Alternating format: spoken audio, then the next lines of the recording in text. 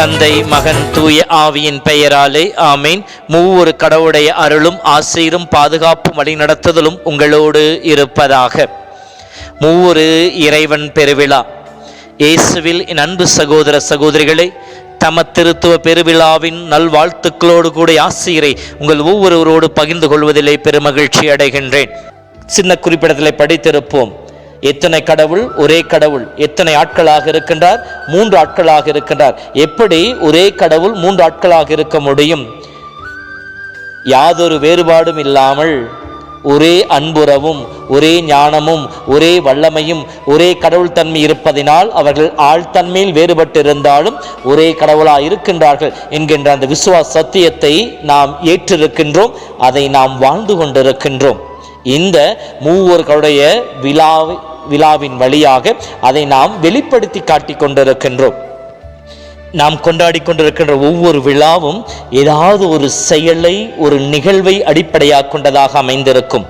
இயேசுவின் பிறப்பு கிறிஸ்து பிறப்பு பெருவிழாவாக, உயிர்ப்பு இயேசு இறந்து உயிர்ப்பு மீட்பின் பெருவிழாவாக, மற்றும் இயேசுடைய விண்ணேற்பு பெருவிழா இயேசு உலகமிட்டு விண்ணகம் சென்றதை அடிப்படையாக கொண்டு தூய ஆவியின் பெருவிழா பரிசுத்த ஆவி புறாவரில் இறங்கி வந்த நிகழ்வு, இப்படி அனைத்தும் நிகழ்வுகளை அடிப்படையாக கொண்டு கொண்டாடப்படுகின்ற ஒரு விழாக்களாக இருக்கும். ஆனால் இன்று நாம் கொண்டாடுகின்ற இந்த மூவர்களுடைய விழா நிகழ்வை அடிப்படையாக கொண்டதல்ல, மாறாக இறை வெளிப்பாட்டை அடிப்படையாக கொண்டதாக அமைந்திருக்கின்றது.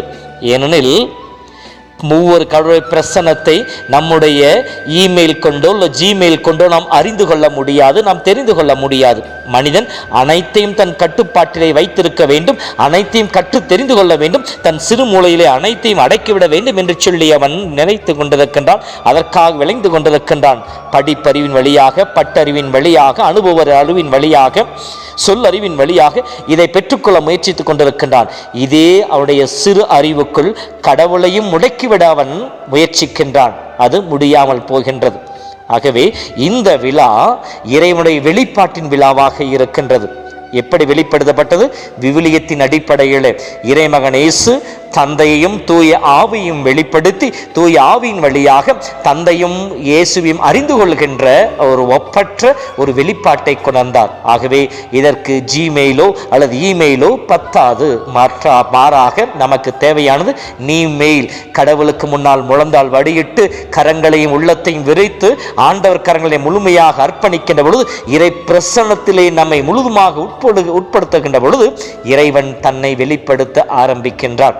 யோவான் புத்தகம் 14 கடவுள் சொல்வது போல, நாங்கள் வந்து அவரிலே குடிகொள்வோம், எங்களை வெளிப்படுத்துவோம் என்ற வார்த்தைக்கு ஏற்றார் போல கடவுள் தன்னை நமக்கு வெளிப்படுத்துவார். இறை வெளிப்பாட்டின் வழியாக மட்டுமே இறை பிரசன்னத்தை, மூவர் கடவுளுடைய அனுபவத்தை நம்மால் பெற முடியும். ஆகவே மத்தேயு நற்செய்தி 11:27 நாம் படிக்கின்ற பொழுது 26, 27 வசனங்களிலே தந்தை மகனை பற்றி இயேசு பேசுகின்ற பொழுது, தந்தை யாருக்கு வெளிப்படுத்த விரும்புகின்றாரோ அவருக்கும், மகன் யாருக்கு வெளிப்படுத்துகிறாரோ அவருக்கும் இந்த வெளிப்பாடு கிடைக்கும் என்று சொல்லப்பட்டிருக்கும். ஆக இந்த வெளிப்பாடு நமக்கு தேவை. இந்த வெளிப்பாடு நாம் பெற்றுக்கொள்வதற்கு நமக்கு துணையாக இருப்பது யார்? தூய ஆவி. எனவேதான் இந்த விழா தூய ஆவியின் பெருவிழாவிற்கு அடுத்து வருகின்ற ஞாயிற்றுக்கிழமை கொண்டாடப்படுகின்றது. இந்த நற்செய்தியிலே இயேசு சொல்கின்றார், தூய ஆவி உங்களில் வருகின்ற பொழுது அவர் நிறை உண்மையை நோக்கி உங்களை நடத்துவார், அனைத்து உண்மைகளை உங்களுக்கு வெளிப்படுத்தி காண்பிப்பார் என்று சொல்கின்றார். ஆக தூய ஆவியானவர் தான் நம்மை இறை அனுபவத்திற்குள் இட்டு செல்பவர், இறை வெளிப்பாட்டை நமக்கு காண்பிப்பவர். எனவேதான் இந்த விழா தூய ஆவின் பெருவிழாவிற்கு அடுத்து வருகின்ற ஞாயிற்றுக்கிழமை கொண்டாடப்படுகிறது. எப்போது இருந்தென்றால் ஏறக்குறைய 1334 ஆண்டிலிருந்து அப்போதைய திருத்தந்தையாக இருந்த திருத்தந்தை 22ஆம் யோவான் இந்த அதிகாரத்தை திருச்சபைக்கு கொடுத்தார். அன்றிலிருந்து இந்த விழா கொண்டாடப்பட்டு கொண்டிருக்கின்றது. இந்த விழாவுக்கும் நமக்கும் இருக்கின்ற தொடர்பு என்ன என்று பார்க்கின்ற பொழுது, மனிதனுடைய பிறப்பிலிருந்து இறப்பு வரை இந்த விழா அவனோடு ஒன்றித்திருக்கின்ற ஒரு விழாவாக இருக்கின்றது.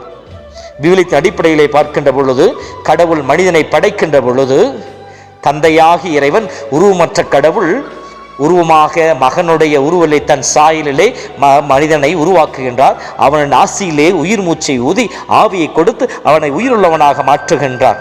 ஆக தந்தை, மகன், தூய ஆவி மூவர் கடவுளுடைய பிரசனம் மனிதன் தோன்றுவதற்கு காரணமாக அமைந்திருக்கின்றது.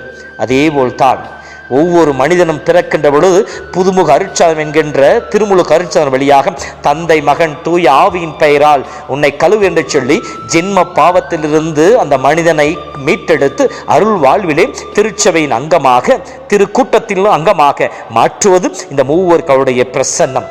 இப்படி அதே போல ஒவ்வொரு அருட்சாதனத்திலும் தந்தை, மகன், தூய ஆவியின் பெயரால் என்று சொல்லி குருவோ ஆயரோ திருநிலைப்படுத்தப்பட்டவர்களோ சொல்லுகின்ற பொழுது மூவர்களுடைய பிரசன்னத்திலேயே நாம் அருள் வாழ்வை பெற்றுக்கொள்கிறோம். ஒவ்வொரு அருட்சாதனின் பொழுதும் இதே வாய்ப்பாடுதான் பயன்படுத்தப்படுகின்றது. தந்தை, மகன், தூய ஆவியின் பெயரால் நம் பாவங்களை மன்னிக்க என்று சொல்லி குருவானவர் வழியாக இயேசு கிறிஸ்து நம் பாவங்களை மன்னித்து நம்மை மீண்டும் அருள் வாழ்விலே அடியெடுத்து வைக்க செல்கின்றார். நம்முடைய இறுதி மணித்துளி வரைக்கும், நம்முடைய இறுதி அருட்சாதனை பெறும் வரைக்கும் இந்த மூவர்களுடைய பிரசனம் நம் வாழ்விலே அங்கம் வகித்திருக்கின்றது. எல்லா ஜெபங்களுடைய தொடக்கமும் முடிவுமாக இந்த மூவர்களுடைய பெயரே அமைந்திருக்கின்றது. ஜெபத்திற்கெல்லாம் உச்ச ஜெபமாக இருக்கின்ற கல்வாரி வழி இந்த மூவர்களுடைய பெயரிலே துவங்கி இறை ஆசிரியர் நிறைவு பெற்று நம்மை ஆசி பெற்ற மக்களாய் வாழ நமக்கு துணை புரிந்து கொண்டிருக்கின்றது. ஆக நம் வாழ்வின் எல்லா நிலைகளிலும் நமக்கு பயன்படக்கூடிய, நம்மோடு பயணிக்கின்ற ஒரு பிரசன்னமாய் இந்த மூவர்களுடைய பிரசன்னம் நிறைந்திருக்கின்றது. இந்த விழா நமக்கு கொடுக்கின்ற அழைப்பு என்ன என்று பார்க்கின்ற பொழுது அவர்களிடம் காணப்பட்ட அந்த அன்பு உறவு, ஒருமைப்பாடு, தனித்தன்மை. ஆக இந்த அன்பு உறவு ஒருவர் ஒருவரிலே இருக்கின்ற, நிலைத்திருக்கின்ற, லயத்திருக்கின்ற அந்த அன்பு உறவு முக்கோண வடிவிலே இருக்கின்ற அந்த மூவொரு கடவுளுடைய அன்புறவிலே அவர்கள் ஒருவர் ஒருவரிலே மகிழ்ந்திருந்ததை போல, ஒருவர் ஒருவரிலே தன்னை விட்டு கொடுத்ததை போல, ஒருவர் ஒருவரிலே தன் மகிழ்ச்சியை மகிமையை கண்டு கொண்டதை போல நாமும் ஒருவர் நம்மோடு வாழ்ந்து கொண்டு குடும்ப உறவிலே இந்த ஒற்றுமை பண்பினை, அன்பு உறவிலே நிலைத்திருக்கின்ற அன்பினை நாம் பெற்றுக்கொள்ள வேண்டும் என்கின்ற அந்த ஒரு குணத்தை இந்த மூவர் கடவுள் விழா நமக்கு சொல்லி காட்டுகின்றது. இரண்டாவதாக தனித்துவம். ஒருவர் ஒருவரை அங்கீகரிக்கின்றார்கள். இதைத்தான் இயேசுவின் திருமுழுக்கின் பொழுது தந்தை மகனை அங்கீகரிக்கின்றார்.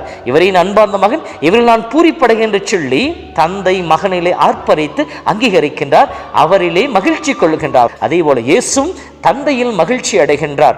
எப்படி? என் தந்தையின் திருவுளத்தை நிறைவேற்றுவது எனக்கு உணவு என்று சொல்லி தந்தையை, அவருடைய சித்தத்தை, அவருடைய விருப்பத்தை நிறைவேற்றுகின்ற மகனாக, அவருடைய தனித்துவத்தை ஏற்றுக்கொள்கின்ற மகனாக, கெத்செமனே தந்தையே, என் சித்தம் அல்ல உன் சித்தம் நிறைவேற்ற, உன்னை நான் மகிமைப்படுத்த வந்தேன், உன்னுடைய திட்டத்தை நிறைவேற்ற வந்தேன் என்று சொல்லி தந்தையுடைய தனித்தன்மையை அங்கே வெளிப்படுத்துவராக இருக்கின்றார். அதே போல தூய ஆவியானவருடைய தனித்தன்மையை இயேசு வெளிப்படுத்துகிறார். தூய ஆவி வருகின்ற பொழுது அவர் உங்களை வழி நடத்துவார், உங்களுக்கு அனைத்தையும் சொல்லிக் கொடுப்பார், அனைத்தை நினைவுபடுத்துவார், உங்களை திடப்படுத்துவார் என்று சொல்லி தூய ஆவியின் தனித்தன்மை அங்கீகரித்து அதை அங்கே சொல்லி காட்டாக இந்த விழா நமக்கு கொடுக்கின்ற அழைப்பு என்ன என்று பார்க்கின்ற பொழுது ஒருமைப்பாடு.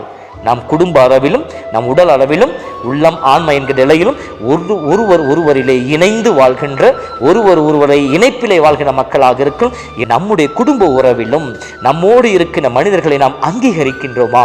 அவனிடம் இருக்கின்ற நன்மைகளை, தனித்தன்மைகளை, அவருடைய சிறப்பு குணங்களை ஏற்றுக்கொண்டு அதை அங்கீகரித்து அதை பிறருக்கு, அதாவது மற்ற எடுத்துச் சொல்லி அவர்களை பெருமைப்படுத்துபவர்களாக இருக்கின்றோமா என்று சொல்லி சிந்தித்து பார்ப்போம். இத்தகைய அருளுக்காக இந்த மூவர் கடவுளுடைய விழாவில் ஜெபிப்போம்.